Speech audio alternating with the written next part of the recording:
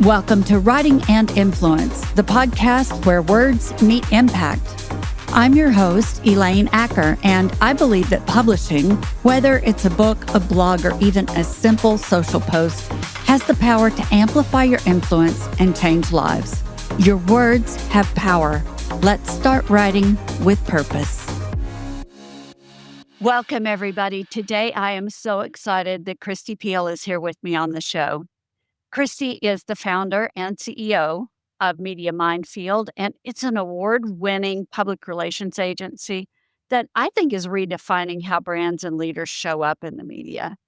After a successful career as an Emmy Award-winning TV news reporter, Kristi turned that passion for storytelling into what has become a thriving PR business.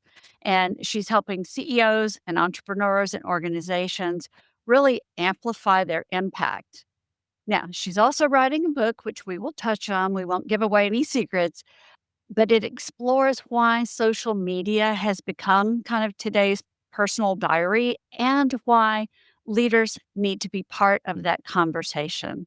So, Kristi, welcome. It's so good to be part of this. Thank you for having me. Thank you. Well, when I think of words and influence, I think there's no more important place to think through your words than in a crisis communication situation. So I know you do much more than that, but maybe start there and talk about how you help people manage through crisis situations and what processes you go through to choose the right words. Sure. So when we work with crisis clients, we're brought in two different ways. On the front end, like proactively, would be we have a plan in place and we have a general idea of, and we've identified what some of their potential crisis could be. So pretty much every business has a few that potentially could happen, but then depending upon the industry, there are some that are more vulnerable to different types of crisis. So we sort of have a plan and have some even language around what kinds of things we could or could not say based on their industry. That would be on the proactive side. So when a crisis would happen, we'd be kind of ready to go. Also on that proactive side, the best defense for a crisis is having a positive online presence. So what we're seeing with the media is they are in the middle of any kind of crisis, seeing what the CEO, what leaders, what the brand has posted online and going out and grabbing something that has been on social media and using that as part of coverage of a crisis. So that's also part of the kind of armor that can be built in advance of a crisis so that a crisis impact is a little bit mitigated. So there's that side. When we're in active crisis and we get calls from company to, oh my goodness, this just happened, please help. We really think about it has to be authentic. We need to make sure that there's, in many situations, a lawyer involved just so we don't accidentally, we're not lawyers, step in something. But our perspective is that no matter the crisis, there's always something that can and should be said. As human beings, we're forgiving. People make mistakes.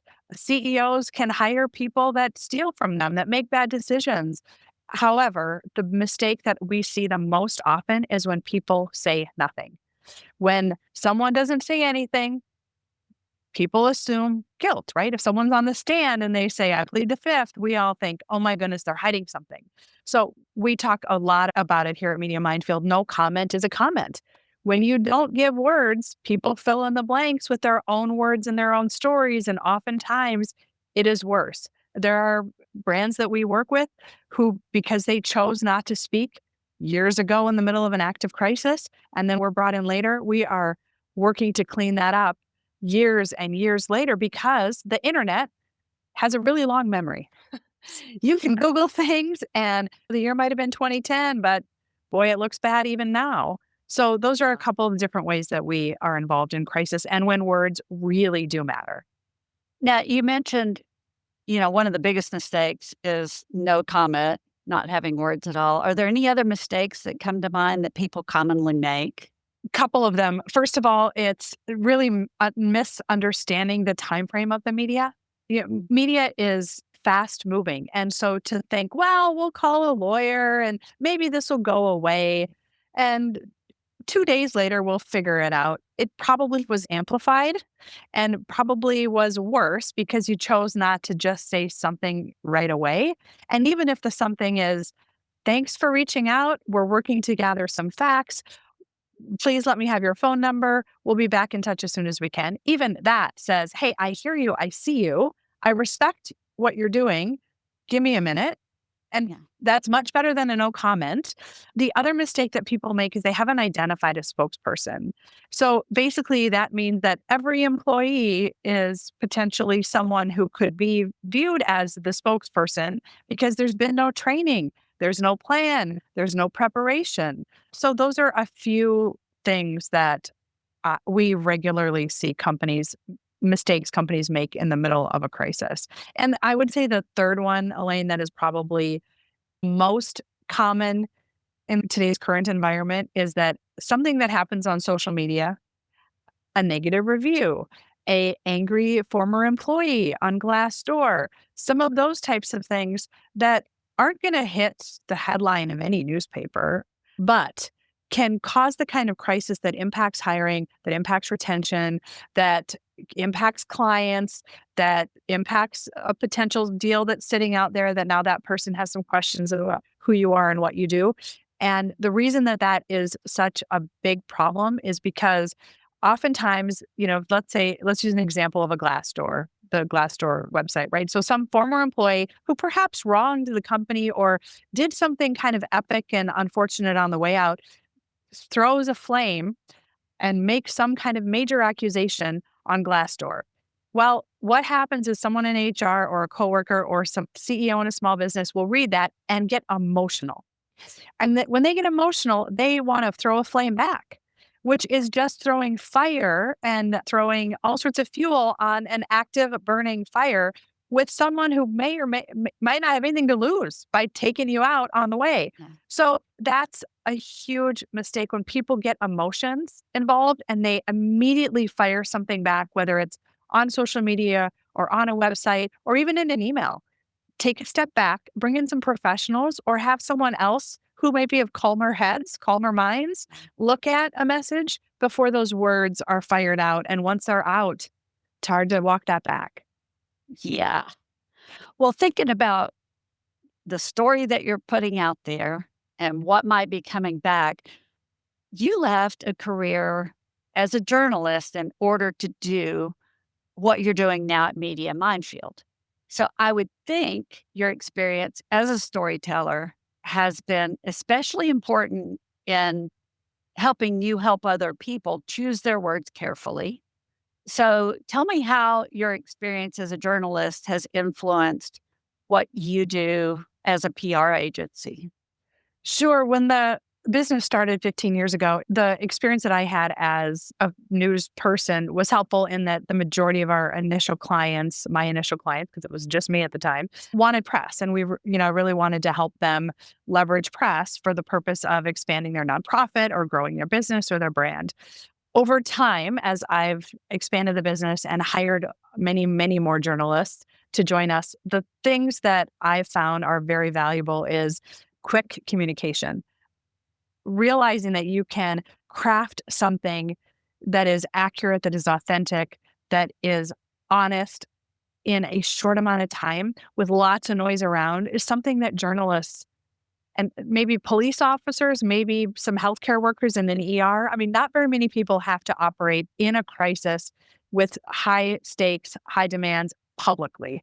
So that is a skill that is learned. I don't think you can get that in school. I don't think you can get that in any other situation than being in a high pressure environment where you have to deliver and where if you make a mistake, now certainly I'm not trying to say that journalists have the same stakes as a police officer or ER doc. However, the ramifications can be really significant if you make a mistake. And having, when there's a lot of chaos going on around, being able to kind of center and calm and be able to produce something that is beneficial is a skill that I found really wonderfully in journalists. Doesn't mean you can't teach it. We've certainly taught it to other people, but it is something that is kind of special. And the ability to write and communicate effectively and understand the context So a lot of folks, even that are good writers, don't understand the context or who their audience is. And that is something that journalists understand and do well. I really like that. And you just made me think about kind of your journey as an entrepreneur because do I remember right that you started in a basement somewhere? Yeah. So talk a little bit about this whole entrepreneurial journey, not to overlook what you just said because the quick thinking part is so important. So, yes, admittedly, journalists aren't always, sometimes, but, aren't always on that same level of, like the doctor, the ER people, but the words and the choices made in that moment have such a ripple effect. I love that you were able to take that storytelling piece of what you were doing and now grow that to where you are now. So, just to inspire the rest of us, can you tell us a little bit about that journey from the basement to where you are now? Yes. And I want to tell I will do that journey. I want to tell you a story that I Good. think will be valuable. So you reminded me of it because I think everyone in any career can do something like this, even if it's an entrepreneur certainly should do an exercise like this. So when I was a young anchor reporter in Sioux Falls, South Dakota in the late 90s, there was a gentleman, his name was Steve Cummingson, and he was an anchor. Think Walter Cronkite, but on a much different level. He had been there for a long time. He was revered. He was like a newsman's newsman. And I had a lead story, and it was, I don't remember if it was the 6 o'clock or 10 o'clock news, but I was working at the number one rated station in the state, and it was an important story. And this is, back at the time where there wasn't social media. And this was the way that people got their news was sitting down and watching the news. And I don't remember what the story was about. And frankly, for the purpose of the story, it doesn't matter. I wish I did. And someday I should go back and figure it out. But needless to say, I had the lead story and we were really under a deadline. And so I would write my story. He would approve it. He was the managing editor as well as the main anchor. And then the photographer would edit it all together. And so generally that process takes about an hour. Now I was covering this breaking story, so I had about a 30-minute window. And the photographer is, standing around like itching to edit. And I was down next to Steve. He said, read my story. He highlighted the entire thing and he deleted all of it. And he said, Piehl, you can do better. And there was Wow. no time in that moment to weep or to yell at him, which is sort of what I wanted to do. It was just to deliver.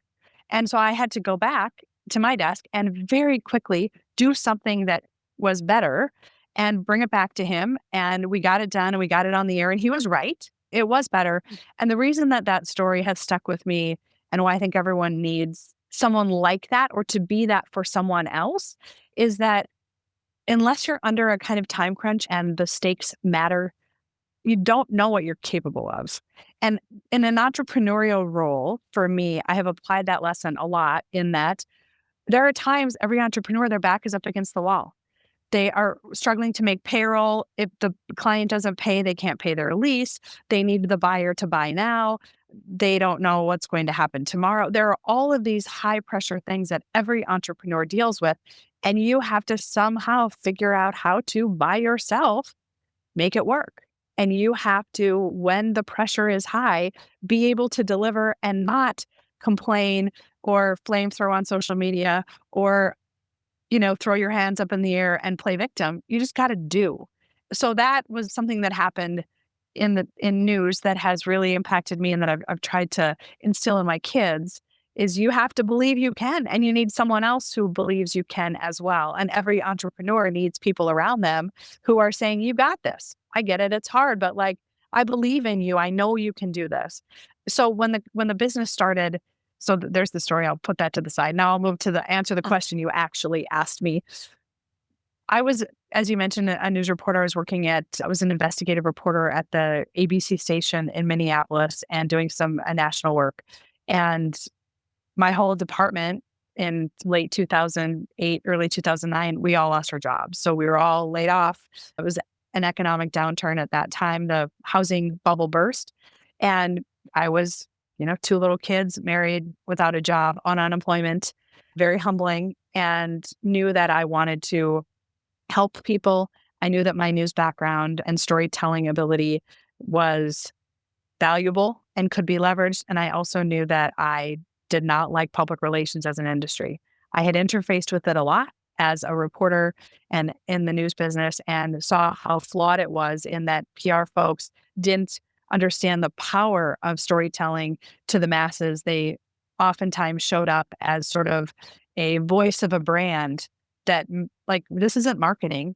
Yes, it's marketing, but it's storytelling so that you can move a buyer or an employee or someone to action and to build a reputation in an authentic way. It isn't to show up with a fancy flyer and spew out marketing messaging. It's a different thing.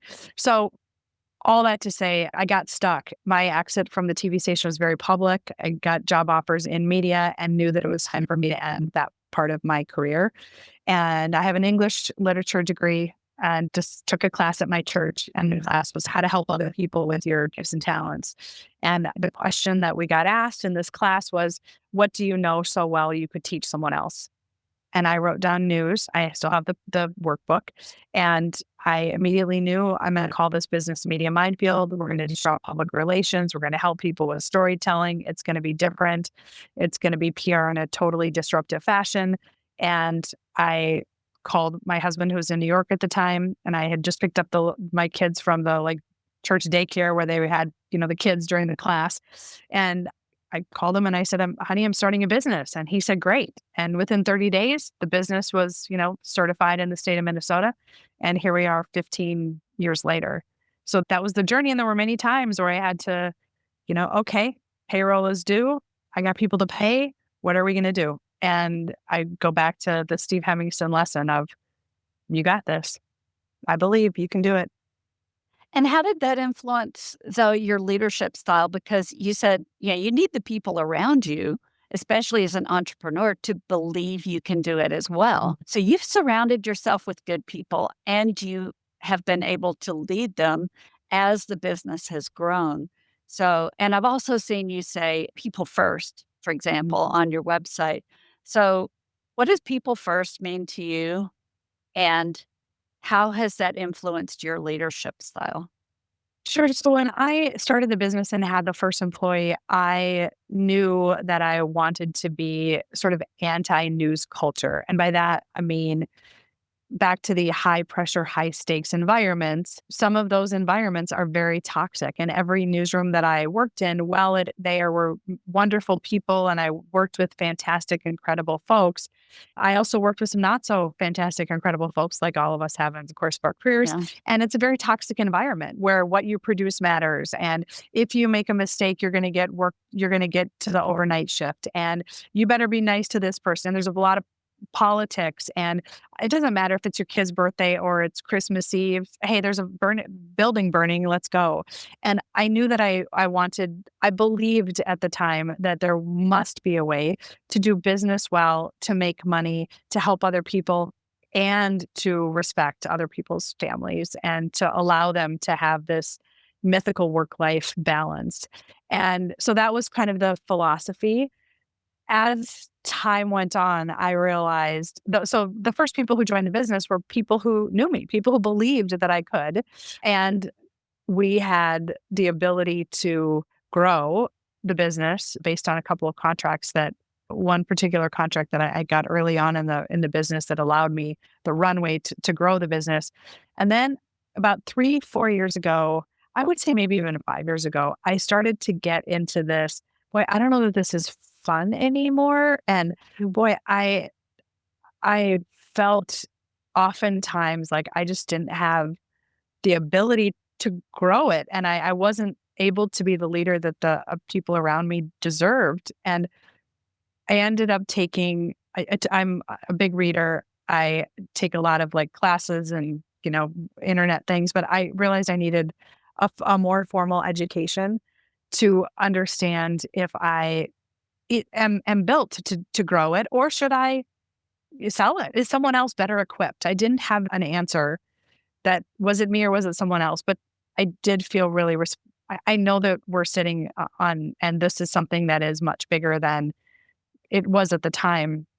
just didn't know if I could get us there. Just in fact, last weekend, officially graduated with my master's in management and leadership from Pepperdine University. So Congratulations. thank you. So I got my master's, and that course, it's a 2-year program, and some other work that I was doing convinced me that yes, I'm the right person. And I needed the formal training and the formal experience and the kind of practice that can happen in a classroom setting and with my professors to apply some new things into the business.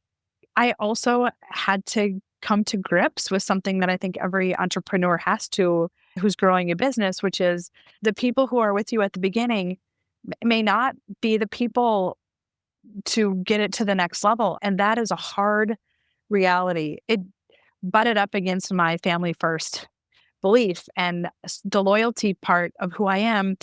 And ultimately, I realized that this at 40, 50 employees, there's a lot of families and a lot of people relying on me and my leadership team and my ability to empower other people. And I owed it to all of them to make the best decisions with the business and to kind of remove some emotions.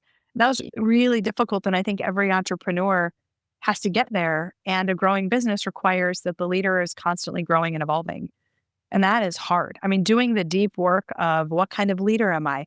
What things happened in my past that I have to work on so that I can understand why when this person says this, it makes me feel this. It is deep work and it is emotional work. And I think the best leaders I've ever been around and the kind of leader I want to aspire to be isn't just a transformational leader, a relational leader, but the kind of leader who knows themselves well. And that's hard, worth it and hard. That is hard. And I think about people that I see on social media who are truly digging into thought leadership. And for me, when I say thought leadership, I am thinking about people who are willing to say things that are disruptive, that share insights into who they really are and how they really think. And I know that you work with CEOs and things on and high-level executive leaders on how they express themselves in social media. So, do you wanna talk about that a little bit? I guess maybe the question is this, what what do you think when you hear the term thought leadership? And, how then are you helping people apply that to their social media? Thanks for asking because the thought leadership concept is something that so many people get wrong. And I sort of blame the influencer culture for some of that, that we feel like to be a thought leader means I need to be like X person. I need to show up and give off this kind of brand, a personal brand. And when I think about thought leadership and the way we think about thought leadership is the realization that everyone already has a personal brand. It is who you are. It is not what you make. It is not what you say. It is who you are. And once you understand that you have this personal brand already going, if you're a thought leader, it means that you are thinking things that you're not just reading from someone else and cut and paste and also saying it. You are actually trying things that maybe you applied a little bit from this book and a little bit from this book, and someone said this one thing, and voila, you have this kind of thought. But it isn't something that you can get from ChatGPT. It isn't something that you are control C. It's something that you are authentically and vulnerable thinking and doing and willing to share in an authentic way. So when we think about a thought leader, it doesn't mean that they are a rocket scientist or have a PhD. It means that they are willing to share what they're learning and what they're applying with others in a social media space. And everyone who's leading companies, every leader on any executive team is a thought leader. They may not think of themselves that way. They also are an influencer. The rise of the executive influencer is a differentiator in companies. We, several years ago, trademarked a process that we use here in taking a leader and determining who their audience is, what their messages are, how to do that authentically, and then proactively putting content out on social media. Most of our executives focus on LinkedIn, and there are other platforms depending upon the industry as well. But it is showing up as this thought leader, but with an understanding of who their audiences are. So a thought leader is someone who realizes that, okay, potential employees are part of my audience. A customer is part of my audience. When we work with folks who are more seasoned in their careers, they're thinking about the next a board position or giving back to the community. So we have to think about that. We have folks coming to us that are, okay, I want to sell my business in a couple of years. And research shows that if I am showing up and my leaders are showing up well on social media, the price of the business actually is increased. So how do we show up in an authentic way as thought leaders that doesn't feel like you got it from either an 18-year-old, no offense, 18-year-olds, or a computer, that it is actually who you are. And we realize that very few people think the way that we all think when it comes to content and storytelling. And many executives are frankly embarrassed that they don't understand social, right? Because it is constantly evolving. We've got teams of people who are staying on top of the algorithms and I'll get in a message from my team. Hey, 30-second videos are now performing better than a minute video. So let's make your next video 30 seconds. We don't expect people to be experts. And all that we want from them is to understand who they are, what they care about, what breaks their heart, what are they passionate about, what organizations are they involved with, how comfortable are they with putting personal information out there, what does their marketing team want them to be helping with initiatives-wise. And then we can start to get their voice and put them out on social media in a way that is valuable for their leadership and for their legacy. And tell me a story, Kristi. Tell me a story about when a CEO, first of all, got over that fear, that hesitation, and did the thing. And then how did it matter? When did it prove that it mattered? I have two stories. One is someone that we are not involved with, not a client or anything, someone that I watch. And then I have a story about myself. So I'll start with so Ed Bastian is the CEO of Delta. And I suspect that he's got a team of people helping him, whoever they are, they're doing a great job. And he shows up on LinkedIn. He highlights his employees. He highlights the different locations that they are flying to and different upgrades that they're making. I fly Delta regularly. In fact, I would fly it only some cities it makes it more difficult, but I'm a Delta frequent flyer. And when they've gotten into crisis, they have had things happen even in the last year where there have been delays, where there was a shutdown and people were kind of stranded. And he immediately used his social channels and he immediately talked on LinkedIn to the customer. So yes, there are stakeholders. Yes, there are shareholders. Those people were probably getting different messages as well. And I'm sure the employees were getting messages in internal channels. But that team recognized, okay, Ed has a very large audience. We know that it's the business professional audience. Those are the people who are probably folks that we really need to make sure continue to have trust with us and know that we are credible. So let's use Ed's voice and put it out there on social media. And that was picked up on news organizations. And I saw a lot of positive engagement in the middle of a crisis because he was using his social channels well. So that's a business example. On the personal side, I have been working on my own personal brand and my audience for years because we are helping all sorts of executives. I do a lot of speaking. It is important that I also do what we say other people should do. And so my social media has been a focus for, a strategy of ours for many years, and I need to show up in an authentic way. So in January 2025, my, at the time, 17-year-old son was diagnosed with cancer, a rare cancer. It's treatable, thank God, but it was a shocking diagnosis. And I knew that I had to share that publicly. Like I didn't want to, I hated thinking about it. And it took a couple of weeks and my team said, Kristi, at some point, because I'm canceling all of my speaking engagements. I cut my travel. My life changed for the month of January because we had to figure out what the diagnosis was and the treatment plan, and also just the emotion of, oh my goodness, in the middle of, kind of senior year. So it took a couple of weeks. We really were intentional about it. And also we talked about why, like, what is the purpose? For me, I think that everything that can be put out into the world on social media can help other people. It absolutely can help other people. And if you approach social media not from what am I getting out of it, but how can I help other people? And how can I share something in a way that I don't know a year from now, 6 months from now, who it's helping, but I believe it is. And it will come around and boomerang back. So we decided on February 4th, which is World Cancer Day, I would go out. I wrote something, my team cleaned it up a bit. The graphics department took my son's senior picture and put a yellow ribbon, which is he has Ewing sarcoma. And the yellow ribbon is the color and symbol for people fighting sarcoma. And just decided we can use it to raise awareness. So we put it out there. He, of course, reviewed it. I'm a big advocate. If anyone you're going to post a picture of on social media, they better be comfortable with it. And so we put it out there on all of my social channels. And from that, Elaine, I wasn't expecting, and that's, I think, another thing.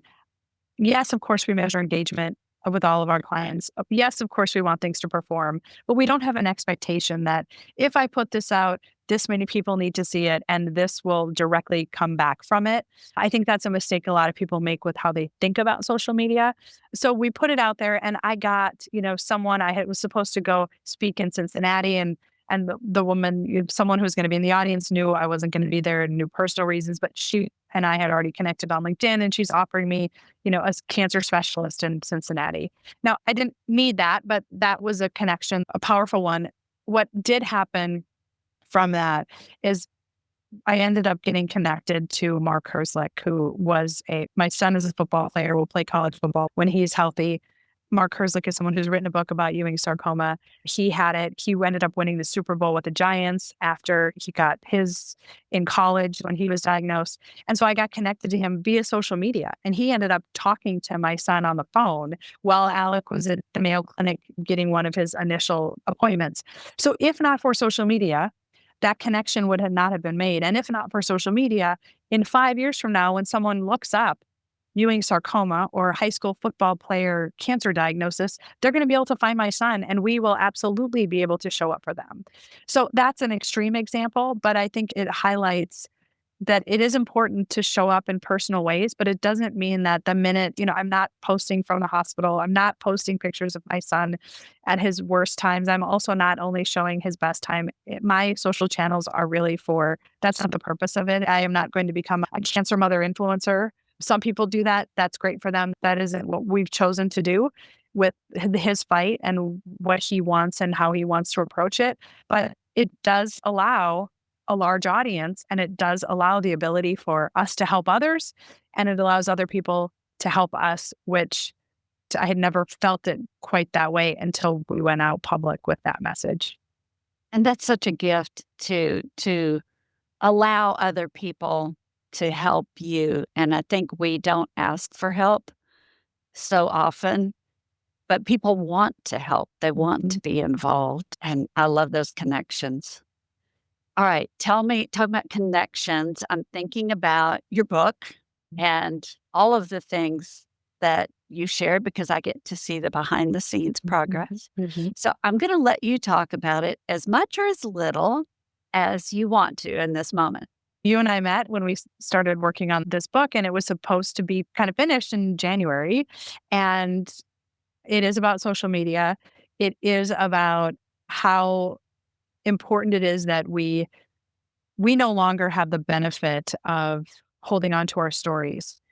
Whether we put them out into the world or not, they're out there. If you've never Googled your name, I encourage you to Google your first name, last name, and some, whether it's your state or your industry or something, there's probably content out there that you didn't realize was out there about you, because if you're not intentional about it, then you're handing over your story to someone else. And I see this all the time with the CEOs that we work with and that I train and that I do speaking engagements with. And so the book was, kind of one of the talks that I give, only with more information around it and some personal stories, client stories, that sort of thing. And then when Alec was diagnosed in January, we put the book release on pause. And I also realized that it was an opportunity for me to insert some of the things that I am experiencing and seeing via social media with my own reflection and time that I have now and making that book more personal and doing what I say other people should do for myself, which has been difficult. So it is now in the stage where I am rounding out and it's progressing, and you'll see it in the next month, Elaine. And we're targeting we have book launch concepts going in October. Well, and I'm excited to see and hear what you've been working on and see it come to fruition. And we'll certainly be part of that launch. Is there anything else you can think of that you want people to know while we're here? If you're listening to this, you probably care about business or branding or entrepreneurship. And it is so important to not just focus on the brand of the business, whatever business you're involved in, but to think about your own personal brand. And in 10 years from now or 15 years from now or 20 years from now, you can't go back and say, boy, I wish I would have captured the first day at this job. I wish I would have thanked my mentor. You have to leave these breadcrumbs as you go through life. And it is to some degree a personal diary. I'm not suggesting a daily post. If you want to, weekly, monthly at the very, very minimum, and it kind of breaks my heart even to say that because my team would be like, that's not enough. But it's important that you show up intentionally, authentically on social media platforms, because it will impact you now and in the future. It impacts your career, it impacts your family, and it can make a difference.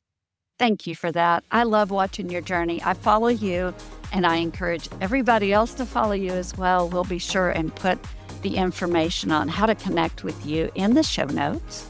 So look for that. Follow Kristi. And Kristi, thank you for being here. You're welcome. Thanks for inviting me, Elaine.